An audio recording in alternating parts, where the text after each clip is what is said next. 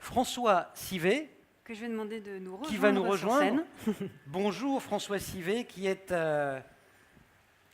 avec Julia, qui va vous présenter. Donc Tout François ce que je Sivet, peux dire, c'est oui. que Mars, on en parle, mais que c'est encore mieux d'y aller, et que ne bougez pas en somme. Voilà, exactement. Donc François Sivet, vous dirigez de la société VR2 Planète. Vous développez des programmes immersifs en réalité virtuelle à partir de données scientifiques collectées par les rovers directement sur les planètes. Et donc vous avez été invité par la NASA lors du lancement de la mission InSight à présenter votre solution. Et on vous a demandé de revenir ici à Novac pour renouveler l'expérience, pour nous faire partager ce moment. Et vous allez nous emmener sur Mars. Nous allons continuer cette interview sur Mars. Donc vous allez chausser votre casque de VR et miracle de la technologie, nous sommes déjà sur Mars. Vous allez juste me tendre votre main pour que je vous donne le micro. Voilà, parfait. Alors expliquez-nous, où est-ce que nous sommes, François Sivet? Alors ici, on est dans les données de Curiosity, donc on est au fond du cratère Gale. Vous voyez le mont Sharp juste là. Tout ça, ce sont de vraies données. On a reconstitué le terrain à résolution plutôt moyenne, juste autour de nous, là, le terrain de contexte, à partir d'images orbitales. Et là, sous mes pieds, ce sont en fait les images de Curiosity qu'on a utilisées pour recréer des terrains par photogrammétrie à très haute résolution. Et ben là, cette fois, je suis sur Mars. Et vous voyez mes collègues ici qui sont à Nantes, eux, puisque notre application elle est en réseau, ils sont en train de vous faire coucou.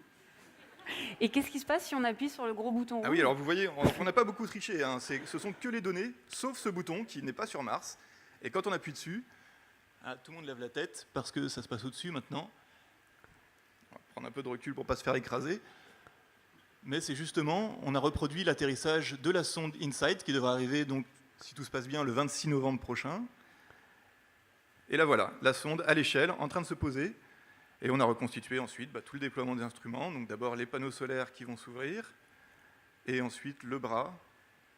Donc voilà les panneaux solaires, alors, la source d'énergie, hein, c'est pas une pile RTG sur InSight. Les panneaux solaires qui fournissent l'énergie. Vous voyez qu'il y a plusieurs caméras. Il y a une caméra juste ici, une autre caméra qui est sur le bras blanc, là, qui est en train de se lever, une caméra juste là, qui va photographier le terrain à proximité immédiate autour du lander, pour justement déterminer la position idéale pour poser le sismomètre CEIS, qui va être posé juste sur Mars. Voilà. Et donc, quelles vont être les applications potentielles de votre solution pour les agences internationales? Alors, le potentiel, il est d'abord la formation des futurs chercheurs. Donc, pour les étudiants, pouvoir les emmener faire des camps de terrain sur Mars. Donc là, on a toutes les données pour faire ça. On peut les emmener sur Mars pour visiter la planète. Après, c'est pour les scientifiques, pour leur permettre de visualiser ou de montrer, pour communiquer sur les données qui sont acquises. Et puis, pour la science, puisqu'en fait, c'est des vraies données scientifiques qui sont dans nos applications, des données qui sont mesurables, quantifiables, et qui permettent ensuite de tirer des informations concrètes.